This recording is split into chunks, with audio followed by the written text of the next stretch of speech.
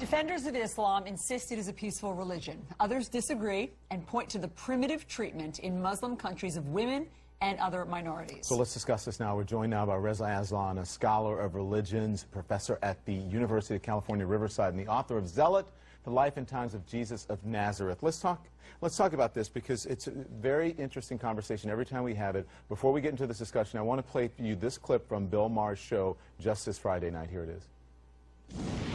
President Obama keeps insisting that ISIS is not Islamic. Well, maybe they don't practice the Muslim faith the same way he does. But if vast numbers of Muslims across the world believe, and they do, that humans deserve to die for merely holding a different idea, or drawing a cartoon, or writing a book, or eloping with the wrong person, not only does the Muslim world have something in common with ISIS, it has too much in common with ISIS. There's so much talk. You can applaud, sure. He went on for a good 5 or 6 minutes about that, talking about how women or circumcision for women, not respecting the rights of women, not respecting the rights of gay people. And what's your reaction? And then we'll talk.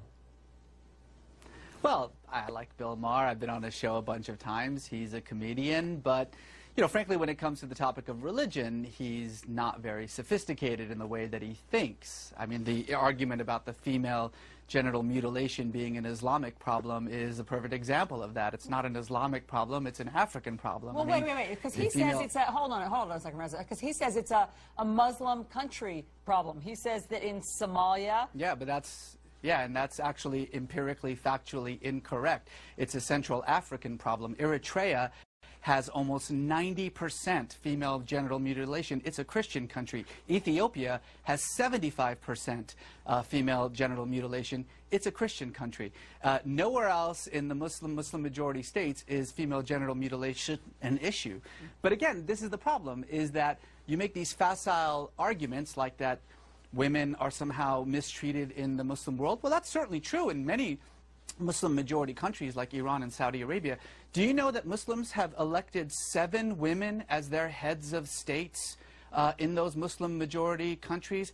How many women do we have as head of states in the United States? Reza, be honest though, for the most part, it is not a free and open society for women in those states. Well, it's not in Iran, it's not in Saudi Arabia, it certainly is in Indonesia and Malaysia, it certainly is in Bangladesh, it certainly is in Turkey.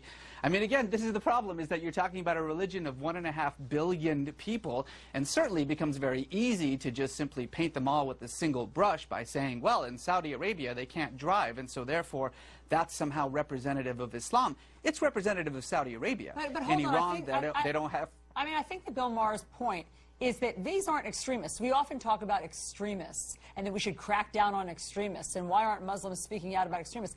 In Saudi Arabia, when women can't vote and they can't drive and they need permission from their husband, that's not extremists. Why aren't we talking more about what... That's not extremist, that's commonplace. Why don't we talk more about the commonplace wrongs that are happening in some of these countries? It's extremist when compared to the rights and responsibilities of women, Muslim women around the world. It's an extremist way of dealing with it. But it's not extremist in that. It's not extremist in that country. In Saudi Arabia, that's the norm. Oh no, it's not. I mean, look, Saudi Arabia is one of the most, if not the most extremist Muslim country in the world. In the month that we've been talking about ISIS and their terrible actions in Iraq and Syria, Saudi Arabia, our closest ally, has beheaded 19 people. Nobody seems to care about that because Saudi Arabia sort of preserves our national interests. Okay. You know, this is the problem, is that these kinds of conversations that we're having aren't really being had in any kind of legitimate way. We're not talking about women in the Muslim world. We're using 2 or 3 examples to justify a generalization. That's actually the definition of bigotry. All right, fair enough. Let's listen to Benjamin Netanyahu at the United Nations today. So when it comes to their ultimate goals, Hamas is ISIS, and ISIS is Hamas. And what they share in common, all militant Islamists share in common. So Reza, the question at the bottom of the screen that everyone is looking at. Does Islam promote violence?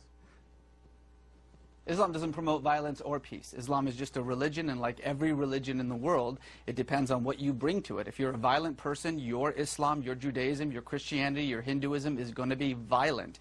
There are marauding Buddhist monks in Myanmar slaughtering women and children.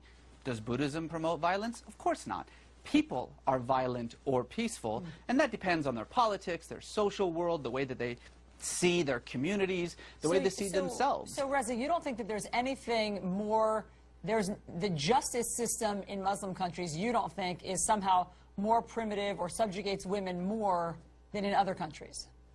Did you hear what you just said? You said in Muslim countries. I just told you that Indonesia, women are absolutely 100% equal to men. In Turkey, they have had more female representatives, more female heads of state in Turkey than we have in the United States. But in Pakistan, stop saying things like Muslim countries. Women are still being stoned. And that's to a death. problem for Pakistan. You're so in right. other words, so you, let's criticize I just want to be clear on what your point is, because I thought you and Bill Maher were saying the same thing. Your point is that Muslim countries are not to blame. There is nothing particular, there's no common thread in Muslim countries. You can't paint with a broad brush that somehow their justice system or Sharia law or what they're doing in terms of stoning and female mutilation is different than in other countries like Western countries.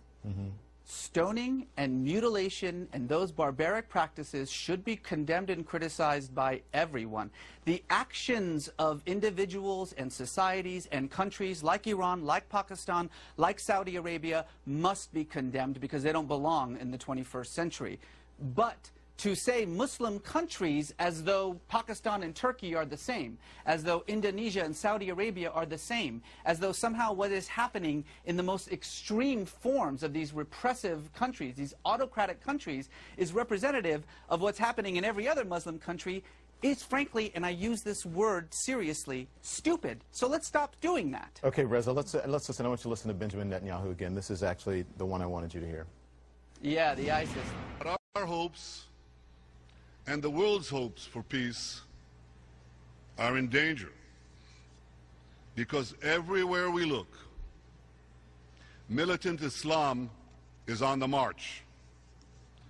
It's not militants, it's not Islam, it's militant Islam.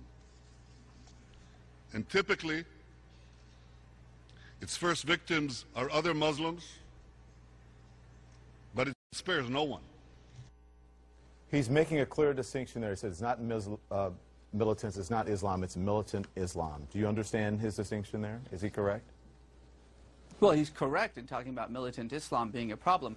He is absolutely incorrect in talking about ISIS equaling Hamas. That's just ridiculous. No one takes him seriously when he says things like that. And frankly, it's precisely why under his leadership, Israel has become so incredibly isolated from the rest of the global community. Those kinds of statements are illogical, they're irrational, they're so obviously propagandistic. In fact, he went so far as to then bring up the Nazis, which has become kind of a verbal tick for him whenever he brings up either Hamas or ISIS. Again, these kinds of oversimplifications, I think, only cause more danger. There is a very real problem. ISIS is a problem. Al-Qaeda is a problem. These militant Islamic groups like Hamas, like Hezbollah, like the Taliban have to be dealt with.